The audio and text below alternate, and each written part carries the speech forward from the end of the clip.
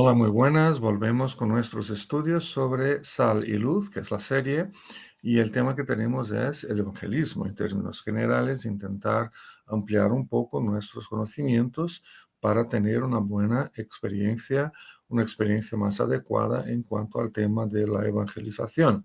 Los dos estudios anteriores estuvimos hablando sobre algunas dificultades actuales para el evangelismo y mencionamos en primer lugar el pluralismo y relativismo, que va más o menos dados de mano, y también dados de mano en segundo lugar, pues hablamos un poquito del secularismo. Pues hoy nos tocaría seguir con ese mismo tema, tratando de la principal dificultad que tenemos para la evangelización, es el pecado. La principal dificultad para la evangelización es el pecado. Y el texto bíblico que vamos a leer tiene que ver con ese tema y está en la carta del apóstol Pablo a los Romanos, capítulo primero, versículo 18, Romanos 1:18, que os lo paso a leer. Y dice: ciertamente la ira de Dios se revela desde el cielo contra toda impiedad e injusticia de los seres humanos que con su maldad obstruyen la verdad. Bueno, eh, pluralismo y secularismo fueron los dos primeros temas, ¿no? Repasando muy rápidamente, ¿no? La gran pluralidad cultural, ideológica, religiosa que vivimos en nuestras ciudades hoy, pues se pueden convertir en algo moralmente bueno. O sea, eso significa que no hay una verdad superior o absoluta que guíe la vida humana, sino esa, ¿no? De que no hay un grupo, una expresión, una religión o una ideología que pueda contener una verdad superior que la otra, porque la pluralidad se convierte en pluralismo y se convierte en una, en sí misma, ¿no? Por excelencia, la ideología que guía nuestras vidas. Y luego también mencionamos el secularismo, que considera que el ser humano alcanzó ya su mayoridad al superar de forma absoluta toda especie de espiritualismos, misticismos y religiosidad, ¿no? Que son cosas características de una mentalidad y de una época primitiva, tribal del pasado, y que hoy ya vivimos una mayoría y dejamos a un lado todo lo que tiene que ver con la religión. Bueno, de hecho, son dificultades que nos persiguen a diario cuando nos dedicamos a evangelizar, pero no son las únicas, por supuesto. Podemos mencionar otras muy actuales, como el ateísmo, que hoy se presenta como un estilo de vida e incluso como una forma de espiritualidad, ¿no? El ateísmo está lleno de su propia forma de espiritualidad. O, por ejemplo, el individualismo, que es egoísta, ¿no? Que es narcisista, que es ególatra, bueno, y ese individualismo que no nos permite ver más allá de nuestro propio placer momentáneo. Es curioso observar, aún en cuanto a las actuales dificultades para la evangelización, que para muchos hermanos es normal pensarse que en los días del Nuevo Testamento la vida era más sencilla y que las personas estaban más abiertas a Dios. Lo mismo en la época de nuestros abuelos y bisabuelos, ¿no? Que era fácil ser un creyente, y pensamientos por el estilo, ¿no? Pero que en nuestros días, hoy, las personas son mucho más egoístas que en la época de nuestros abuelos, y no es verdad. Hoy el egoísmo, el individualismo, tiene un lugar más central, pero el corazón humano siempre fue igualmente egoísta, ¿no? Y que hoy estamos mucho más apartados de Dios que antes. O también se puede pensar que muchos tienen hoy menos interés por la vida espiritual que en épocas pasadas. Por eso hoy es más difícil anunciar el Evangelio y por lo tanto no cuenten mucho conmigo para ello, ¿no? Eso sería la fatal y esperada conclusión, pues no cuenten mucho conmigo para la evangelización. Sin embargo, al leer la Biblia nos encontramos con textos como este de Romanos 1:18, que nos introduce la primera sección del libro de Romanos, en la que Pablo, el apóstol, trata sobre todo de las profundas extensiones del pecado en la vida de absolutamente todos los seres humanos de todas las épocas. Esta sesión que trata sobre el pecado como experiencia eh, claramente humana, en todas las épocas y en todos los lugares, pues esta sesión va de este versículo, capítulo 1:18, hasta el capítulo 3, versículo 20, una larga sesión introductoria hablando sobre el pecado, ¿no? Cuando entendemos que el pecado es la realidad que de hecho nos separa de Dios, entonces nos damos cuenta de que se trata de la principal barrera que nos dificulta a la hora de evangelizar, puesto que les impide a todos los seres humanos de absolutamente interesarse por Dios, de buscar a Dios, de acercarse a Él. En otras palabras, es inexistente cualquier posibilidad humana de responder positivamente a una invitación de acercarse a Dios por sí mismo. Por sí mismo es absolutamente imposible que el ser humano quiera acercarse a Dios, ya que el pecado no nos lo permite, no nos deja dar ese paso en absoluto. Estamos, por tanto, por el pecado impedidos de mantener con Dios una comunión redentoramente eterna. Y eso es verdad hoy, como ha sido en épocas pasadas. En cualquier momento de la historia vivida por los seres humanos, en cualquier situación de vida, en cualquier lugar del mundo, la imposibilidad de buscarse a Dios y aceptar su salvación ha sido igualmente absoluta. Da igual si vivimos hoy o hace 500 o 2000 años. Por pecado, por tanto, entendemos el estatus o la condición de vida humana aparte en franca enemistad con Dios. El hombre apartado de Dios en enemistad eterna con Él, en guerra con Dios. El pecador no es simplemente, por tanto, el que comete actos de maldad o el que dice palabras que ofenden o el que tiene malos pensamientos. Esos son simplemente algunas consecuencias o manifestaciones prácticas del pecado a diario en nuestras vidas. El pecado en sí es un estado de vida, es una condición de vida, una condición contraria y alejada de Dios. Se trata de un estado de culpabilidad eterna por ese alejamiento de Dios. No solo que estamos apartados eternamente de Dios, es que somos culpables de esa condición y de ese estado. Y en eso encontramos la principal dificultad para la evangelización, por supuesto, en cualquier época de la historia, en cualquier lugar del mundo. Es muy importante a la hora de evangelizar tener claro ese concepto y comprenderlo lo mejor posible, puesto que la evangelización no es otra cosa que anunciar por palabras y obras la redención de este pecado, tal como proporcionada por Jesucristo.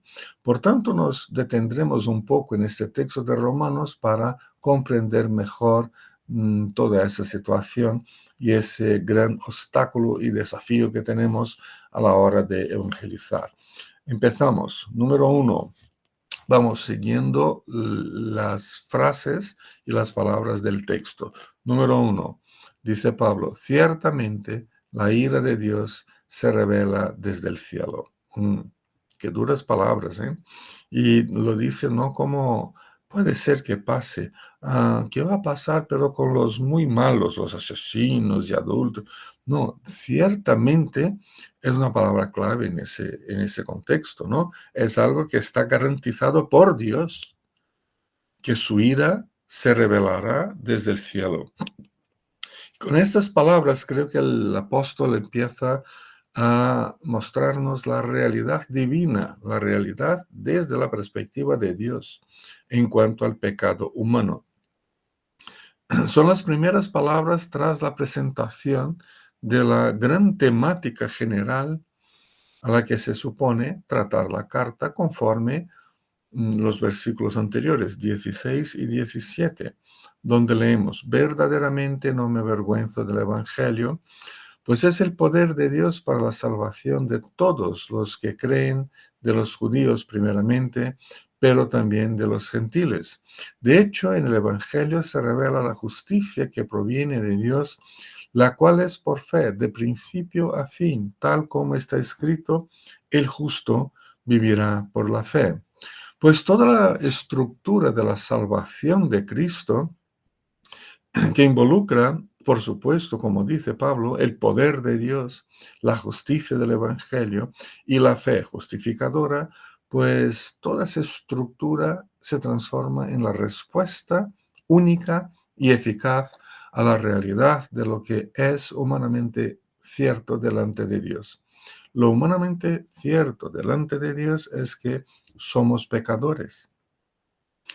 Y volviendo a la palabra ciertamente, esta palabra usada por Pablo nos garantiza la eficacia del pecado humano como impedimento absoluto y eterno para nuestra relación redentora con Dios. Es la garantía que tenemos de que estamos eternamente apartados del Señor.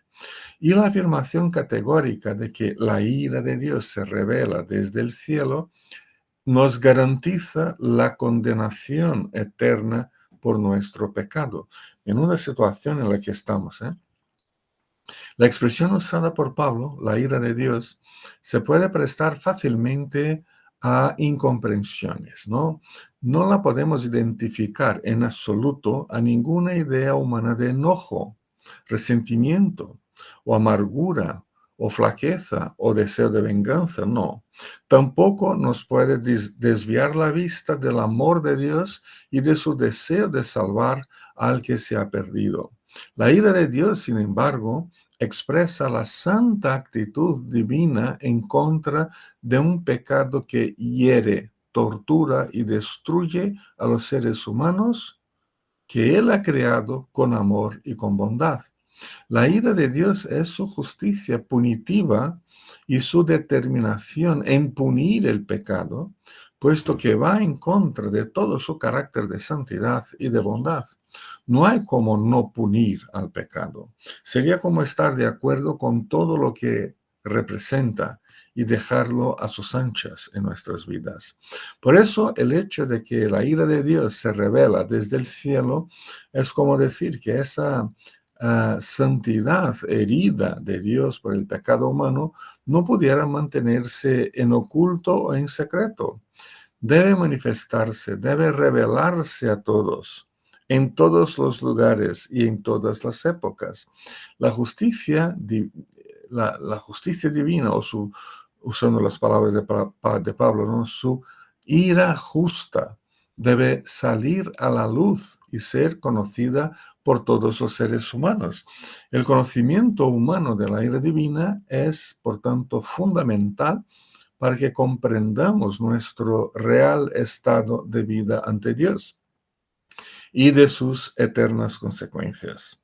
Se revela desde el cielo, que es el lugar de la morada de Dios, donde está su trono de gloria. Se revela desde su más santa, pura e infinita santidad y justicia personal.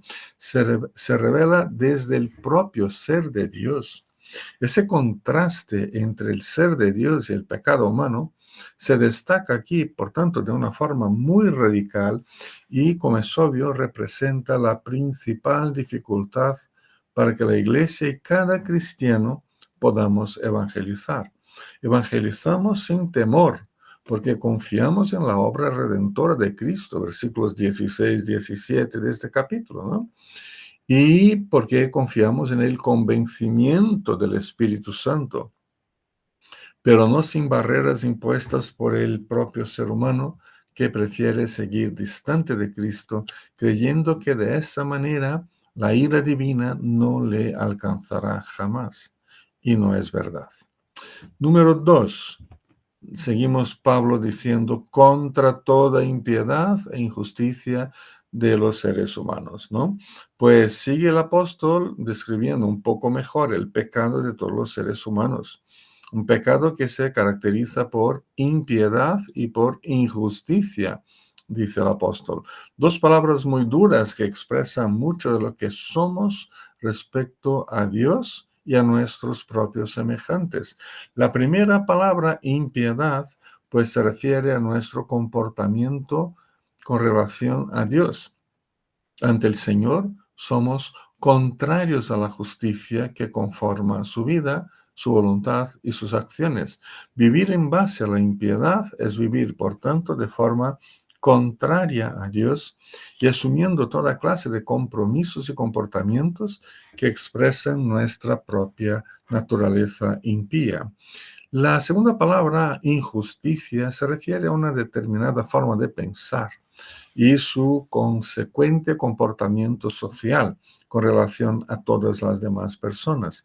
En ese sentido, la injusticia se deriva de la impiedad, por supuesto, o sea que la forma injusta como pensamos y nos comportamos con los demás es un resultado seguro de la manera impía con la que nos posicionamos ante Dios. Esa distinción entre impiedad e injusticia se mantiene y será mejor ejemplificada por Pablo en la siguiente parte del capítulo primero, en el que el apóstol prueba primero la impiedad, para entonces hablar de la crasa inmoralidad de los paganos. Bueno, de esa manera el apóstol nos indica que el pecado humano no únicamente asume una extensión universal, o sea, contra Dios y contra todos los semejantes, sino también asume una dimensión de mucha profundidad en la vida humana, ya que incluye el total abandono de Dios y una profunda esfera de deficiencia moral en relación con todos los demás. O sea que no solo todos somos pecadores, sino que todos somos muy pecadores. En otras palabras, somos totalmente pecadores, estamos totalmente corrompidos en nuestra propia naturaleza, al igual que estamos absolutamente apartados de la comunión con Dios. Ciertamente ambas dimensiones de impiedad e injusticia, que al fin y al cabo se revelan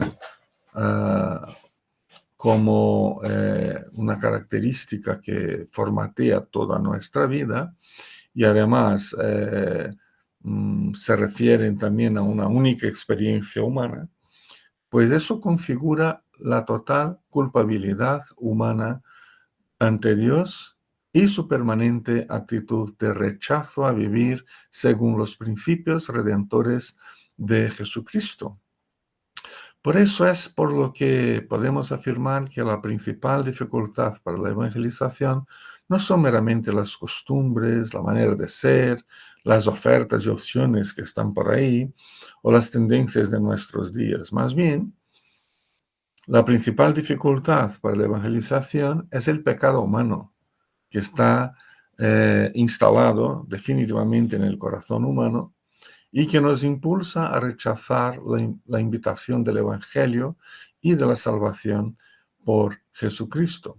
Pero seguimos el texto, la tercera frase que quiero destacar es que dice Pablo que con su maldad obstruyen la verdad, que es la parte final del versículo 18, y en esa expresión nos encontramos con que el apóstol nos ayuda a ver al pecado como una barrera, como una obstrucción, ¿no? Como una barrera para la evangelización, una barrera por excelencia para la evangelización. Por supuesto, sigue la secuencia de pensamiento que ya hemos visto hasta aquí. La maldad humana es grande lo suficiente como para obstruir por completo la presencia y los efectos de la verdad en su propia vida. Si esta obstrucción a la verdad fuese algo puntual en algunas personas más perversas o más irreligiosas, sería una cosa, pero no en todo el mundo, sería algo distinto, ¿no? Tendríamos un escenario mucho más favorable. Al menos se podría hablar de una esperanza para una gran mayoría. Sin embargo, desafortunadamente, se trata, según el apóstol, de una experiencia absolutamente universal. Nadie, por tanto, se puede librar de esa dura experiencia. Esa universalidad ha sido también mencionada por Pablo al citar una colectánea de textos del Salterio, poniendo énfasis en que no hay un justo. Me refiero a una colectánea que la tenemos en Romanos capítulo 3, versículos 10 a 12. No hay un justo, ni siquiera uno. No hay nadie que entienda, nadie que busque a Dios. Y sigue el apóstol. Todos se han descarriado, aún se han corrompido. No hay nadie que haga lo bueno. No hay uno solo. Duras palabras, ¿no? Por tanto, la experiencia humana más normal y esperada es que nuestra maldad o pecado sirva de obstáculo a la verdad divina en nuestras propias vidas y desde uno mismo a la familia y a la sociedad. Es otra forma de decir que el pecado es la principal dificultad para que cualquier persona de cualquier edad, de cualquier lugar, de cualquier época, desee y busque el Evangelio de Cristo. Por tanto, la evangelización se convierte en una actividad que nos exige dedicación, persistencia y consagración a Cristo. Interesante esta palabra, verdad. No se refiere únicamente a algo dicho correctamente y en coherencia con los hechos. Ese sentido también le pertenece a la palabra, por supuesto, pero más allá de eso, la verdad se relaciona estrechamente con la justicia. O sea, algo no es verdad simplemente porque lo que digo se corresponda con los hechos, sino también porque se corresponde con la justicia. Por más coherente que esté a los hechos ocurridos, si no se corresponde a la justicia o si no estamos hechos o si estos hechos no fueron justos, pues el discurso no puede ser considerado una verdad fundamental o un principio verdadero para la vida humana. Por eso que la palabra verdad frecuentemente se usa en contraste no con mentira, sino que con injusticia. Eso lo vemos, por ejemplo, en Romanos capítulo 2, versículo 8, que dice, los que por egoísmo rechazan la verdad para aferrarse a la injusticia o a la maldad. Se refiere, por tanto, a una verdad moral y justa, lo que torna imposible al ser humano pecador y contrario a Dios ser el detentor de la verdad o al menos de alguna verdad, ¿no? La verdad en ese sentido tiene que ver con la persona de Dios y su obra reveladora y redentora. No hay verdad moral y justa fuera de Dios. Esa es la cuestión, ¿no? Fuera de Dios no hay una verdad que sea moral y justa, ni fuera del Evangelio, ni fuera de la relación establecida por Dios entre Él y nosotros. Juan el apóstol nos afirma que, y me refiero al capítulo 3 del Evangelio, versículo 21, nos dice que el que practica la verdad se acerca a la luz y que en Cristo conoceremos la verdad, pero solo en Cristo. Y la verdad nos hará libres. Capítulo 8, 32. Por tanto, la verdad se refiere a la verdadera religión, o sea, no a la verdadera institución religiosa, sino que a la verdadera relación con Dios mediada por la persona y por la obra de Cristo, en relación con su justicia plenamente justificadora de nuestros pecados, y de nuestras injusticias ante Dios y los demás. Viéndolo de esta manera, nos damos cuenta de que la maldad o la injusticia humana nos ha distanciado de Dios y mantiene plenamente abastecida, proveída esa distancia en nuestras propias vidas. Nos damos cuenta además de que es el pecado, con toda su estructura de culpabilidad, de corrupción y de incapacidad, lo que nos impide a los seres humanos querer oír el mensaje del Evangelio y lo que nos impulsa a una vida contraria a ello. Vamos caminando para la conclusión. Si queremos evangelizar, y no lo digo retóricamente, si queremos evangelizar no es una expresión retórica, ¿no?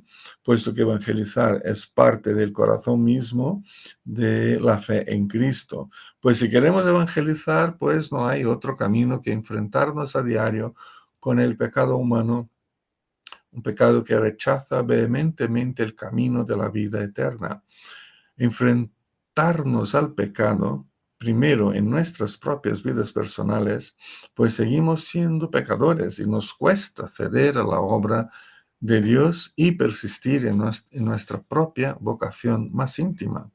Enfrentarnos al pecado, en segundo lugar, que se ha instalado en nuestras estructuras eclesiásticas, que muchas veces distorsiona el sentido de la evangelización y la institucionaliza o la transforma en algún sistema de manipulación.